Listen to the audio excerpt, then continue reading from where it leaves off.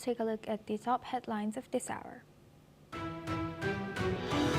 President Donald Trump has announced that all airspace above and around Venezuela is closed in its entirety, following a U.S. FAA warning of a potentially hazardous situation amid heightened military activity. This move comes after 6 major international airlines suspended flights due to security concerns earlier this week. Airlines are rushing globally to fix a flight control software glitch after Airbus recalled 6,000 A320 family jets, temporarily grounding aircraft in Asia and Europe and threatening U.S. travel during a busy post-Thanksgiving weekend. The recall is one of the largest in Airbus' 55-year history and comes just weeks after the A320 surpassed the Boeing 737 as the most delivered aircraft model. Pope Leo, now in his first foreign trip, has visited Istanbul's iconic Blue Mosque on the third day of his trip to Turkey, marking his first visit to a Muslim place of worship since his election in May. The highly symbolic 15-minute visit following in the footsteps of late Pope Benedict and late Pope Francis. Peru has declared a 60-day state of emergency at its border, with Chile deploying military forces amid fears of a migrant surge triggered by far-right Chilean candidate José Antonio Cast's hardline threats against undocumented migrants. President José Serri has said that Peru will not accept more irregular migrants as many attempt to exit Chile ahead of the December 14th runoff election. Brazil's former president Jair Bolsonaro, who is sentenced to 27 years in prison for coup plotting, has filed a new appeal asking the full 11-member Supreme Court to annul his conviction. His defense argues the original 4-1 ruling by a 5-justice panel was unfair and seeks his complete acquittal after a prior appeal was rejected. U.S. President Donald Trump has said that he will pardon former Honduran President Juan Orlando Hernandez, who was sentenced to 45 years in the U.S. for trafficking 400 tons of cocaine. Just days before Honduras' election, Trump also threatened to cut U.S. support if his preferred candidate, Nasri Asfoura, loses, seen as an intervention in a foreign vote. A Ukrainian delegation will be traveling to the United States this weekend for high-level talks in Washington planned to end the war.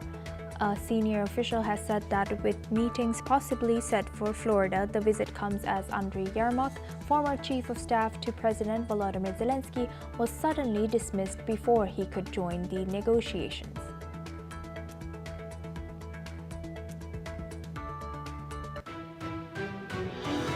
French prosecutor has confirmed a 39-year-old man with 6 prior convictions has been charged in France as the 4th suspect in the heist of France's crown jewels from the Louvre Museum. With his arrest and charges of gang robbery up to 15 years and criminal conspiracy of up to 10 years, authorities now believe all members of the heist team are in custody.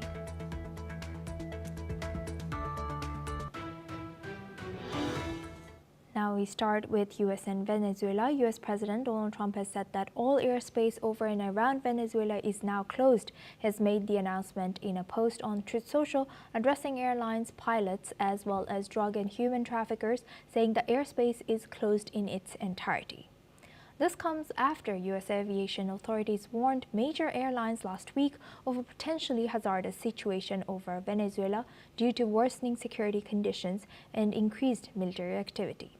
Venezuela has since revoked operating rights for 6 major international airlines that had suspended flights following the FAA's warning. The move underscores rising tensions and growing instability in Venezuelan airspace. Now for this discussion, we welcome Mr. Matthew Vadum. He's an author and journalist, joins us live from Washington, D.C. Thank you very much, Mr. Matthew, for joining us again. Good to see you. Now, good morning. Thank you. Well, it's good evening over here. Well, Well, sure. Okay, yeah. Good evening in India. Good evening. Thank you. What are the potential diplomatic and geopolitical consequences of President Trump's unilateral announcement of closing all U.S. airspace around and over Venezuela now? Well, that's an aggressive, belligerent statement. I mean, belligerent in an international law sense.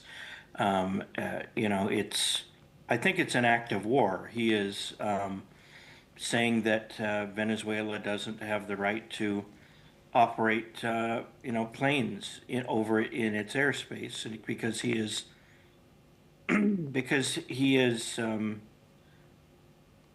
because he is opposed to the Maduro government for various reasons, and he doesn't want the airspace to be used there. So it is an escalation in tensions between the countries, and I'm sure Venezuela is not taking kindly to this declaration.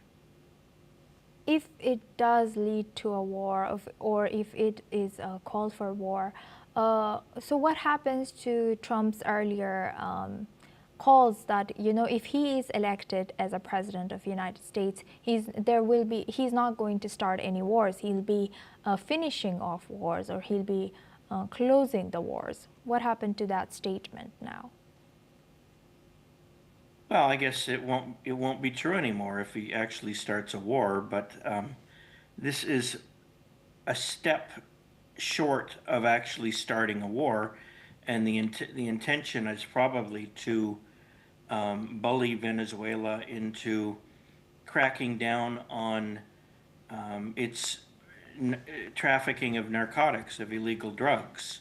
So I don't, although President Trump is saber rattling, he is sounding very warlike. I'm not convinced that he actually wants to start a war with Venezuela. He wants Venezuela to stop allowing drug trafficking from its country, from its territory, on speedboats or what have you, and because he thinks that Venezuelan drugs, particularly fentanyl, are killing Americans. So I don't think he actually wants to start a war. I think he wants to bully Venezuela into behaving better. And looking at U.S.'s or President Trump's actions towards Venezuela, it's very speeding up or highly escalating all of it. Don't you think there could have been any other diplomatic opening or slower, more effective way to kind of push Venezuela to deter or control their fentanyl producing or drug traffickers? I think there are already economic sanctions in place, if memory serves. I'm not sure what else he can do. I don't think President Trump wants to act slowly, as you were suggesting in your question, or asking about in your question. I think he wants to get results. He's tired of all the narcotics trafficking that is coming out of Venezuela that is aimed at the United States. So I think he is less interested in diplomacy now than he is in taking direct action. And that ought to have been apparent when the U.S. when the U.S. Military started attacking boats alleged to be shipping drugs from Venezuela. So Trump is interested in escalating. He is not interested in reducing tensions by diplomatic means. He wants to achieve his objective, which is to end the drug trafficking between Venezuela and the United States. Great. With that, I would like to thank Mr. Matthew for sharing that insight. Please stay with us as we come back to you for a later discussion.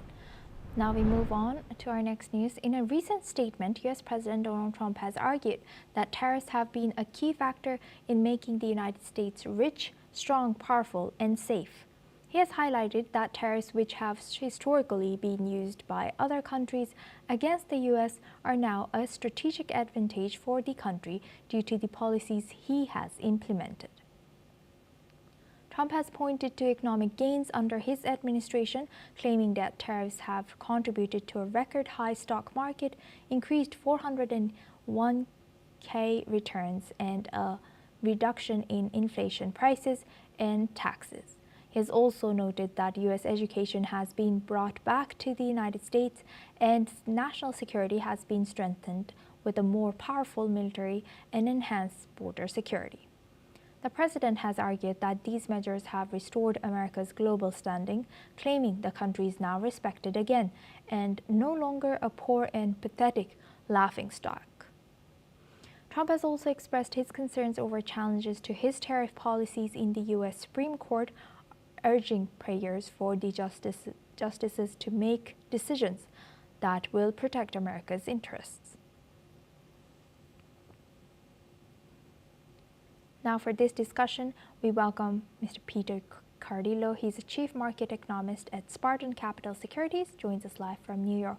Thank you very much, Peter, for joining us again. Good to see you. Peter, now looking at this, to what extent has President Trump's tariff policies actually contributed to U.S.'s economic growth, as well as stock market gains and reduced inflation? Well, let's start by saying that the tariffs obviously have a positive effect and a negative effect. The positive effect is that the trade deficit is shrinking and shrinking rather fast. The negative effect is that we have sticky inflation. Inflation driven by the tariffs is hurting the lower income or lower earning families of the United States. The wealthy really don't feel the pinch of this sticky inflation.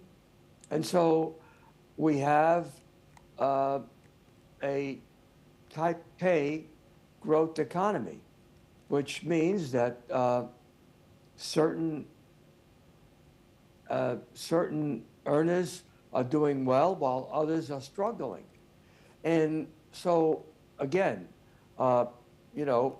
they serve a purpose, but they also have a damaging effect. And we're seeing that right now.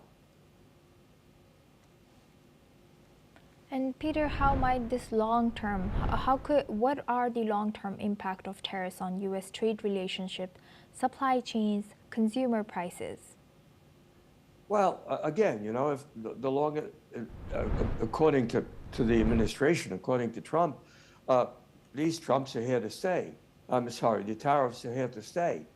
And so if the tariffs are here to stay, unless companies begin to absorb the higher cost, the consumer is going to be stuck with higher inflation. Now, that doesn't mean that we're going to have galloping inflation. No, it's going to be an annoying inflation, the type of inflation that we have now. Of course, there's been certain items that have gone through the roof. For instance, some of the agricultural prices. But again, he is making deals with China, and China has become a big buyer again of our soybeans, etc. And so that should help bring down some of the prices going forward. But in other circumstances, it's going to take a while. And so again, I say it's positive. It's a positive and a negative. Is it making the United States richer? Well, in terms of the trade deficit, yes. Is it hurting the consumer? Yes. Has it created an uneven economy? Yes. And building on that, how has this overall President Trump's tariff policies affected economic stability and competitiveness in U.S.? Well, I think to a certain degree, it's actually helped it, of course, if you look at the recent, the last trade numbers, you'll see our exports have exploded while our imports are down, obviously. So that's good news. That's not bad news. And that's because of the tariffs. But again, it has that negative effect, and that is the inflationary impact of it. Do I believe that these tariffs will be ongoing? No, I think they'll be lifted somewhere along the line. I think once Trump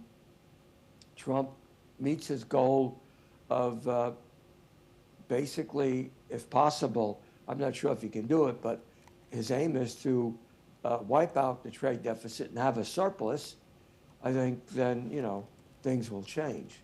Could it happen? Possibly, but it could mean some more pain for the consumer.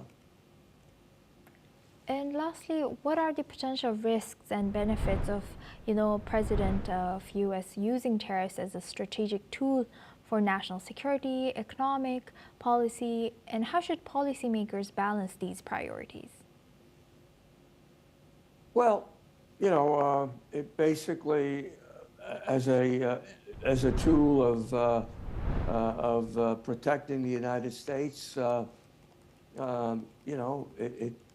it sort of isolates the United States. Anytime you have a trade war and you have huge tariffs, that sort of isolates you. But by the same token, it has some benefits, as we discussed before. In terms of policymakers, the parties that we have in the United States are not really fighting it. Certainly the Republicans are not. The Democrats, to a certain degree, have not really made a big fuss over this. And I suspect it's because they have seen some benefits. Of course, again, there is the negative side of it. But by and large, I would say that is it protecting the United States from violence? I don't think so. Is it protecting the United States from Yes, Peter, with being more competitive? To a certain degree, I think it is. And so, again, it has its good points and its bad points. But all in all, if you look at what's happening in the stock market, certainly the market doesn't seem to care about it. The market has been doing very well. Yes, we've had some minor corrections, but not, anything to really do with the tariffs at this state. With that, I would like to thank Mr. Peter Cardillo for joining us today, all the way from New York, and sharing that insight throughout our news. Thank you very much. Now we move on to our next news. We stay in the U.S. A deadly shooting near the White House, in which 20-year-old National Guard member Sarah Backstrom have died. Another soldier, Andrew Wolfe, was critically wounded, has triggered a wide-ranging immigration crackdown across the United States. The suspected shooter, Rahmanullah Lakhanwal, a 29-year-old Afghan national who entered the U.S. through a resettlement program after the 2021 withdrawal, will be charged with murder, officials have said. Attorney General Pam Bondi have vowed to seek the death penalty, calling him a monster. U.S. President Donald Trump has announced a plan to permanently pause migration from what he called third world countries, building on existing travel restrictions targeting 19 nations, including Afghanistan, Cuba, and Iran. The USCIS has halted all asylum decisions pending enhanced vetting, while the State Department suspended visas for all travelers using Afghan passports. The administration has also plans to re-examine green cards issued to migrants from the same 19 countries, a population exceeding 1.6 million people. Advocacy groups accused the government of exploiting the attack to justify long-planned immigration restrictions, noting that Afghans underwent some of the most extensive screening of any arrivals. Now for this discussion, we welcome back Mr. Matthew Adam. He's an author and journalist, joins us live from Washington, D.C. Thank you very much, Mr. Matthew, for staying with us. Now looking at this, how will this deadly White House shooting and subsequent immigration crackdown, how do you think this will be shaping or creating public debate on national security in U.S.? I think that it will be, I suspect that this will be a permanent feature of U.S. Immigration policy for the time being. I think that people were horrified that an Afghan national shot two National Guardsmen in Washington, D.C., 2 blocks from the White House, and that one of them is now dead. And the fact that the shooter is a Muslim from Afghanistan raises the specter of Islamic terrorism. You know, the man reportedly said, Allahu Akbar, God is the greatest. It's traditionally the last thing that someone hears before an Islamic terrorist kills them. So I think that the temporary halt on all processing of immigration documents from Afghan nationals, and I think that President Trump's move to limit immigration from certain countries, you know, this was already a part of his policy, but I think that the policies are now going to be more far-reaching, and that he's going to try to prevent certain countries from sending immigrants to the United States. And to what extent could this Trump administration's policy response, pausing migration and re-examining visas and green cards, how can this be perceived as politically motivated rather than solely security-driven?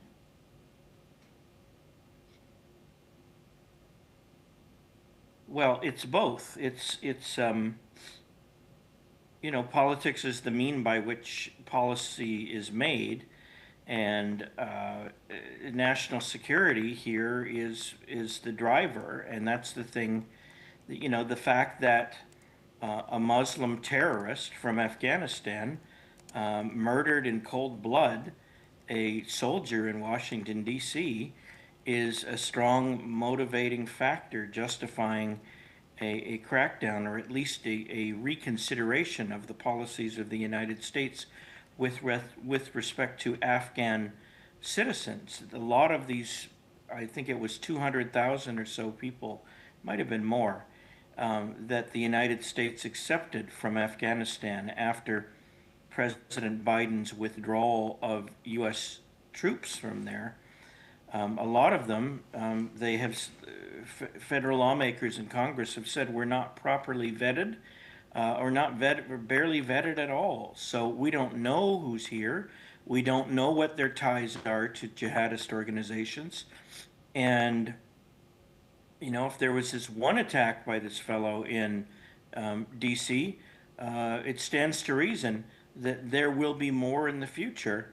And I think that the vetting of people from third world countries and American, and I think the American government will be less reluctant to want to take people from Muslim majority countries, because these people tend to hate the United States and want to kill Americans. Well, some might not agree with that, but thank you very much, Mr. Matthew, for sharing that insight. Please stay with us as we come back to you for our next discussion as well. Now, moving on, Ukrainian President Volodymyr Zelensky has said that a team of Ukrainian negotiators are on their way to the United States for discussions regarding Washington's plan to end the ongoing war. On a social media post, Zelensky has confirmed that Rustem Umerov, Secretary of the National Security and Defense Council of Ukraine and head of the Ukrainian delegation, is leading the team. The talks are expected to focus on potential diplomatic efforts to resolve the conflict. Now for this discussion, we welcome back Mr. Matthew Vadum. He's an author and journalist, joins us live from Washington, D.C. Thank you very much, Mr. Matthew, for staying with us. Sure. Mr. Matthew, what more can you tell us about this Ukrainian team who's headed to U.S. for further discussions on peace plan? Well, I know that Ukraine is not happy with the proposed settlement that gives up much of their eastern territory to Russia. The U.S. plan would recognize that certain territories conquered by Russia after it invaded Ukraine get to stay Russian. And they're not happy about this proposal, and a lot of people are not happy about this proposal because they view it as rewarding Vladimir Putin's aggression towards Ukraine. So it's not surprising that Ukraine is sending a team of negotiators over to the United States to plead its case for a better deal. I very strongly suspect that Ukraine will never agree to these terms as proposed, and that, this deal is not going to go anywhere. I think that President Trump wants peace so badly. I think he's not really thinking clearly about what the consequences of making these land concessions to Russia will be, because this is rewarding an aggressor, and that is not something that the United States has typically done throughout its history. We don't reward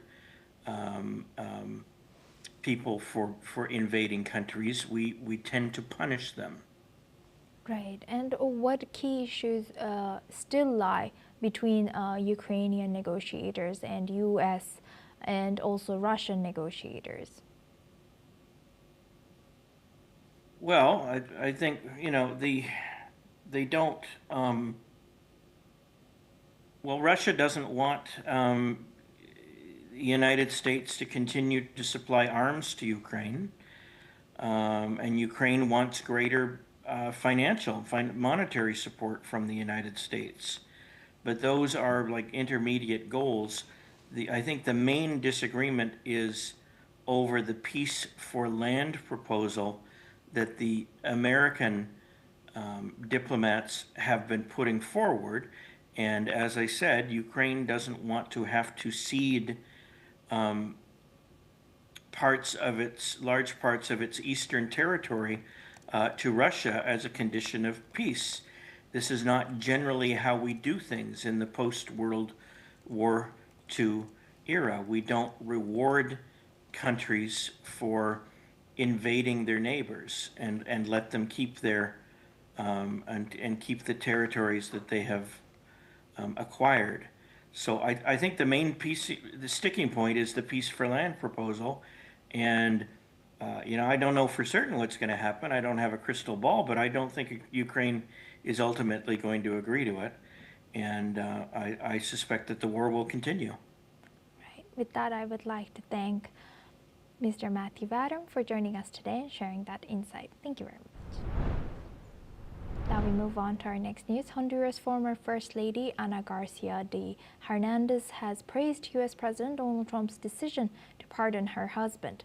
Former Honduran President Juan Orlando Hernandez, who is serving a 45-year U.S. prison sentence for drug trafficking and firearms convictions. Speaking just hours after Trump's announcement, she has said that justice has been done in favor of a man who worked day and night to give Honduras the best. The pardon comes despite Trump's ongoing efforts to present himself as tough on drug crime in the United States. Let's listen in. Honduras. Pero hoy se ha hecho justicia. Se ha hecho justicia a favor de un hombre que trabajó día y noche para darle a Honduras lo mejor, para trabajar por la seguridad y el desarrollo de Honduras. Nuestra familia, completamente claro que el presidente Trump ya ha emitido la orden para que se proceda a elaborar el indulto a favor de Juan Orlando. y que nosotros estamos muy contentas y muy agradecidos con él, con su gabinete, con todas las personas en el gobierno de Estados Unidos que entendieron que este era un caso de lawfare. Siempre lo... Now we move on to our next news. Authorities in Mexico have launched an accelerated excavation program at the country's largest cemetery, offering new hope to families of missing persons. Officials estimate that up to 6,600 individuals could potentially be identified through the ongoing efforts. The initiative comes amid a growing national crisis, with more than 120,000 names currently listed in Mexico's registry of missing people. The numbers have risen sharply since 2006, when the army began operations to combat organized crime and drug cartels. Relatives and authorities alike are now closely monitoring the cemetery excavations as part of a broader effort to provide answers and closure to thousands of affected families. Let's listen into what some of them have shared. Me parece bien, muy bien, porque las familias necesitábamos algo así. Yo al menos en lo personal le digo, yo lo pedía. Entonces ahorita estoy con esa gran esperanza, con esa gran fe, de que, porque en la temporalidad que desaparecieron a mi hijo, en el INSIFOR no había registro, no tenían un registro. Entonces mi hijo puede estar aquí. Entonces opino lo... Es una impresión fuerte, pero me voy contenta, me voy bien, con paz, con una tranquilidad, el que se está trabajando muy limpio, muy bien. A 5 años que yo busco a mi hermano y a mi tío, era algo que buscábamos, entrar a panteones. Les digo, se me hace falta una falta de negligencia por parte del gobierno, porque yo iba a CAPEA, lo que antes era CAPEA, y digo, nunca me dijeron como tal. O sea, ellos rastreaban y según te daban información, te daban el reporte y no tenía ninguna noticia de mi familia. And that's a wrap on America 360. Keep watching NewsX World for more news updates.